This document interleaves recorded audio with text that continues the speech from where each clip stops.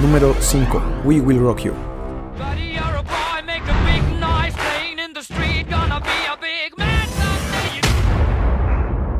Es la primera canción con la que inicia el sexto álbum de la banda, News of the World, de 1977. Se dice que durante una pausa en uno de sus conciertos en Stafford, el público dejó de aplaudirles y empezaron a cantarle a la banda You'll Never Walk Alone, el cual era un himno local que la audiencia solía cantarle al equipo de fútbol de Liverpool en los partidos de soccer.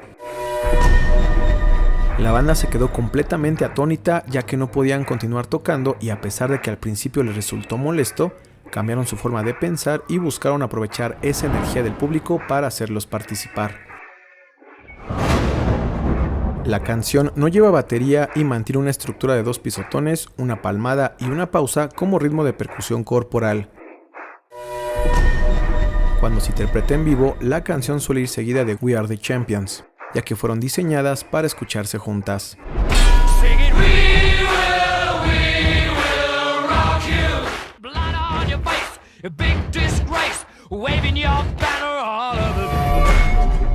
El video musical fue grabado en el patio trasero de la futura casa del baterista Roger Taylor, quien en ese momento aún no cerraba la venta y tenía prohibido entrar a la casa. Así que mientras hacía un frío glacial en el sureste de Inglaterra, decidieron grabar en el exterior haciendo playback. Además de la canción original, existe una versión más rápida y con rasgos de heavy metal, pero después de The Works Tour de 1984 se desconoce la razón por la que dejaron de tocar esta versión en vivo.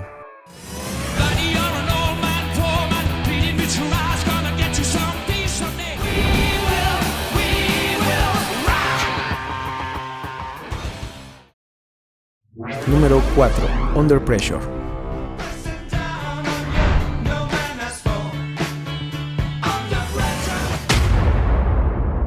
Es la última canción del 10º álbum Hot Space de 1982. El tema fue compuesto en conjunto con el actor, músico y compositor David Bowie, quien se encontraba en Suiza grabando su voz para la película de terror erótico Cat People. Queen eligió el mismo estudio de grabación y el baterista Roger Taylor, al reconocer a David Bowie, lo invitó a trabajar con ellos. Bowie ya conocía a Taylor desde su periodo de desintoxicación 6 años atrás y aceptó participar en los coros de la canción Cool Cat. Sin embargo, el resultado final no le gustó a nadie y terminaron por borrar su participación. Se dice que la banda pasó tanto tiempo junto a Bowie que después de varias sesiones él les propuso componer algo juntos. Tyler eligió una canción que estaba trabajando llamada Feel Like y que en ese momento no terminaba de gustarle. Sin embargo, Bowie aportó gran parte de la letra y la canción se llamaría en un principio People on the Streets. Posteriormente, en una sesión jam, Freddie improvisó la melodía junto con sonidos vocales sin sentido, a los cuales se les conoce como canto scat.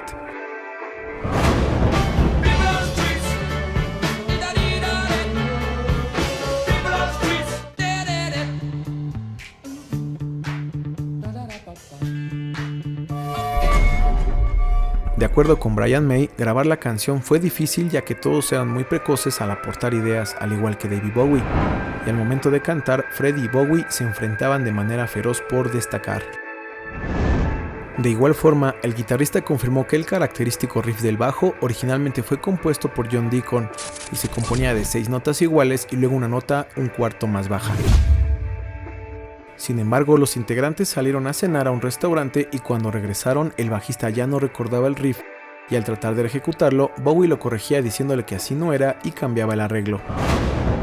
Al principio, a Deacon le molestó que le dijeran qué hacer con su instrumento, pero al final tocó la versión que Bowie le propuso a pesar de que tampoco era la original. Brian May también ha declarado que mirando atrás considera que es una gran canción, pero debió mezclarse de forma diferente. El video musical no muestra ni a Freddie ni a David Bowie por compromisos de gira, y el director David Mallet decidió incluir fragmentos de películas mudas representativas de los años 20, mostrando desde escenas de explosiones y disturbios hasta gente disfrutando de conciertos, así como una gran cantidad de escenas de besos en blanco y negro. En 1990, el rapero estadounidense Vanilla Ice usó el sampleo del bajo y los acordes del piano para su éxito Ice Ice Baby, sin dar crédito ni pagar las regalías a Queen o Bowie, lo que terminó en una demanda, Más tarde, Vanilla Ice declaró que había comprado los derechos de la canción completa, ya que tenía más sentido que pagar regalías por su uso. Sin embargo, esta resultó ser una declaración inexacta.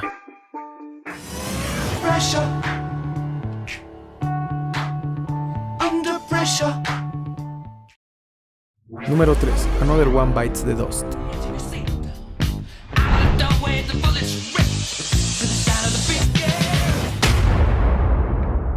Es la tercera canción del octavo álbum de Game de 1980. El tema fue escrito por el bajista John Deacon como una canción funk y rock con un toque de música disco que tenía tiempo que quería hacer. En ese momento la frase Bites the Dust era típica de las películas western y al presentar la canción el bajista moría de vergüenza ya que el estilo no tenía nada que ver con la banda. Sin embargo, a Freddie le encantó y cuando la interpretaba en vivo lograba llevarla a otro nivel.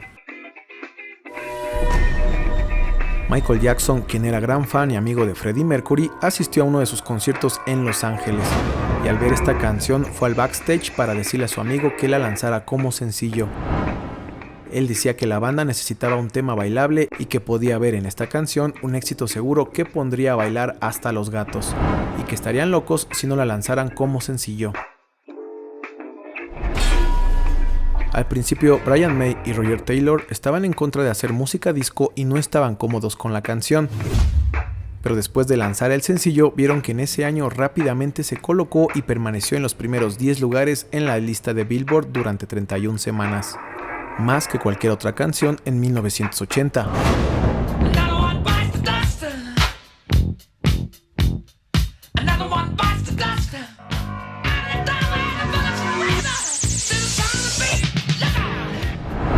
Debido a que la canción no sonaba nada de lo que la banda había hecho anteriormente, la gente que no conocía a Queen creían que era un grupo afroamericano. Brian May ha declarado que la mayoría de los DJs de música disco gustaron de la canción, por lo que la llegaron a tocar en emisoras de música negra, algo que nunca antes se había visto. La banda, al comprobar el nivel de éxito de la canción, cambió su estilo dando paso al género disco y dance que predomina en su 10º álbum Hot Space. Tal fue el éxito de la canción que grupos evangelistas cristianos alegaron que contenía mensajes subliminales en alusión al uso de marihuana y que la banda los habría grabado con una técnica de enmascaramiento. La disquera salió a desmentir estas acusaciones, sin embargo la canción fue grabada usando varios instrumentos en reversa y a diferentes velocidades pasando por un armonizador, el cual se puede escuchar justo antes de empezar la letra y durante varias partes de toda la canción. Como dato curioso, durante la producción de la película Rocky III se utilizó la canción en un corte preliminar durante la escena más importante en la que Rocky se entrena para una pelea. Sin embargo, Queen les negó el permiso de su canción a los productores y el director y actor Sylvester Stallone contrató a la banda norteamericana Survivor, quienes en ese momento habían lanzado 2 álbumes sin éxito y estaban preocupados de que su disquera los dejara de lado. El guitarrista de Survivor recuerda que le mandaron una copia de la película para inspirar el tema Eye of the Tiger. Queen se presentó por primera vez en Argentina en el estadio Vélez Sarsfield el 8 de febrero de 1981. Y en el último recital, Freddie Mercury invita al escenario a su amigo Diego Armando Maradona para presentar la canción de la siguiente forma. I'd like to introduce a friend of yours and ours tonight. I'm sure you all know him, Maradona. A Freddie y a los Queen por hacernos tan feliz. Y ahora otro muerde el polvo.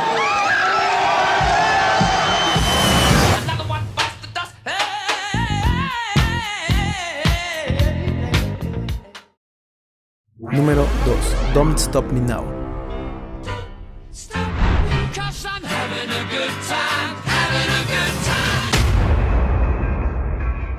Es la 12ª canción del 7º álbum Jazz de 1978. El tema fue compuesto sobre una sencilla base de piano por Freddie Mercury durante sus vacaciones en Montreux, Suiza. La letra de la canción celebra la liberación sexual y habla sobre el empoderamiento y la libertad de vivir plenamente al mismo tiempo que promueve la autoaceptación. Al principio, la banda consideraba que sería un gran éxito, sin embargo, después de su lanzamiento, solo logró alcanzar el lugar número 9 en Inglaterra y en Estados Unidos no superó el puesto número 86, lo que hizo a la banda considerarla como una canción menor. Brian May ha declarado que fue compuesta muy rápidamente y que al principio luchó contra la letra, ya que celebraba el estilo de vida hedonista y arriesgado de Freddie, que en ese momento estaba cayendo en los excesos por consumo de drogas y sexo casual, lo cual representaba una amenaza para el futuro de la banda.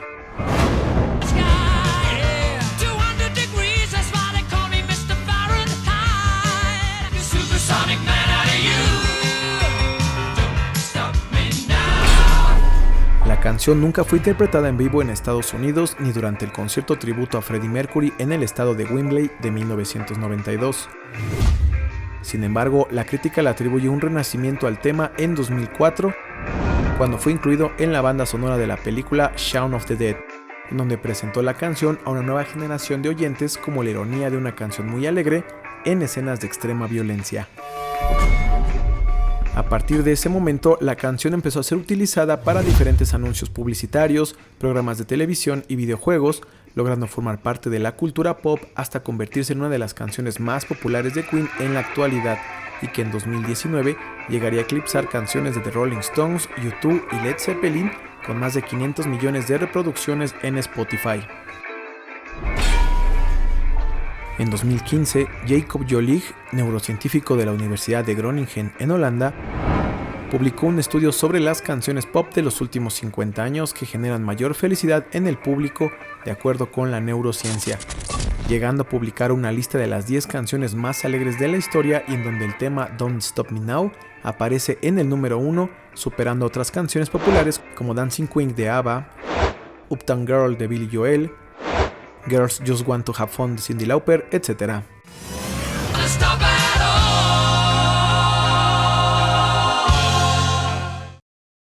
Número 1. Bohemian Rhapsody.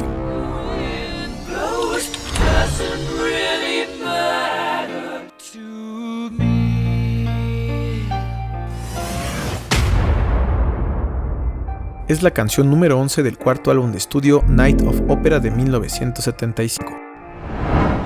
El tema fue escrito por Freddie Mercury como un tema de casi 6 minutos compuesto de 6 partes, iniciando con una introducción, una balada, un solo de guitarra, un pasaje operístico, una parte de hard rock y una conclusión reflexiva que finaliza con el golpe de un mazo a un disco de metal conocido como gong, el cual expulsa toda la tensión acumulada a lo largo de la canción. Freddie declaró que siempre quiso hacer algo simulando a la ópera, y después de que escribió un montón de canciones, seleccionó 3 que cambiaran el estado de ánimo y dieran un giro brutal para finalmente regresar al tema de inicio. Freddie admitió que no sabía mucho de ópera y que en las primeras etapas casi desecha el proyecto, pero después vio cómo creció adoptando referencias líricas, frases italianas y coros elegantes hasta convertirse en una canción de casi 6 minutos. Los integrantes de la banda querían recortarlo un poco, pero Freddie siempre se negó.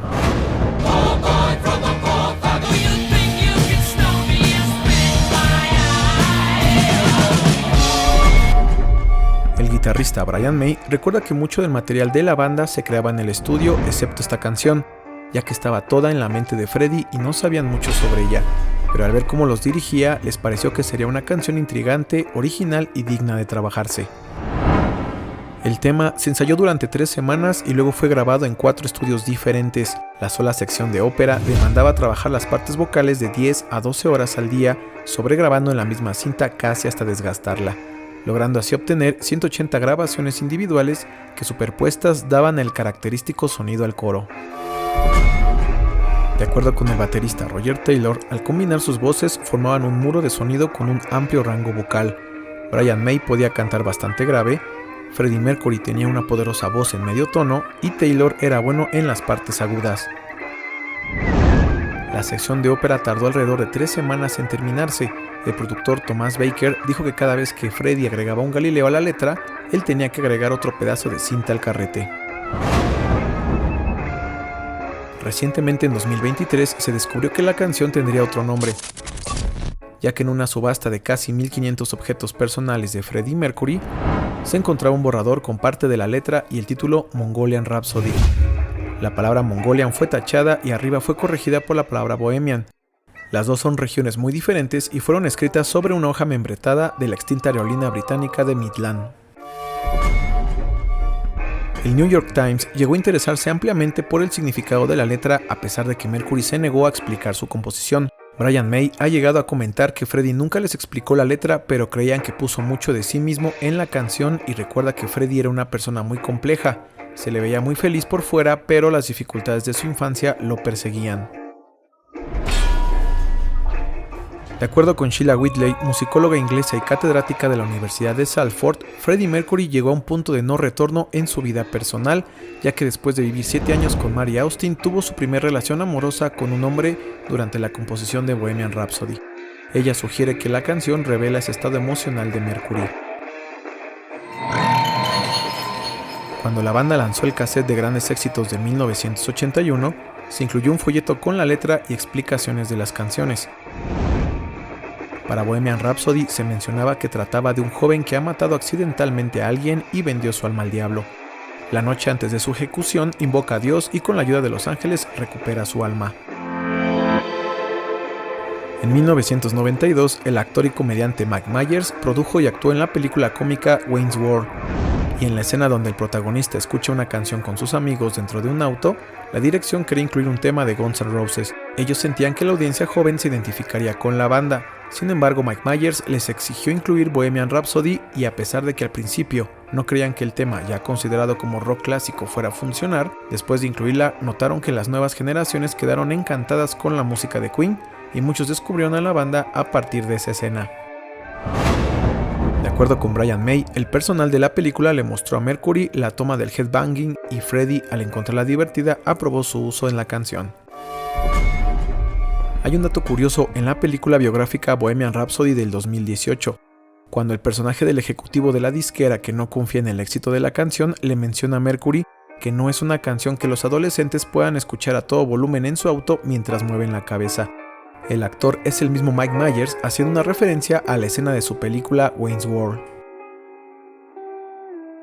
Si el video te gustó, compártelo con tus amigos y familiares para que conozcan más sobre estos temas. Recuerda que puedes dejarnos en los comentarios de qué otros cantantes o bandas te gustaría conocer historias detrás de sus canciones. Hasta la próxima.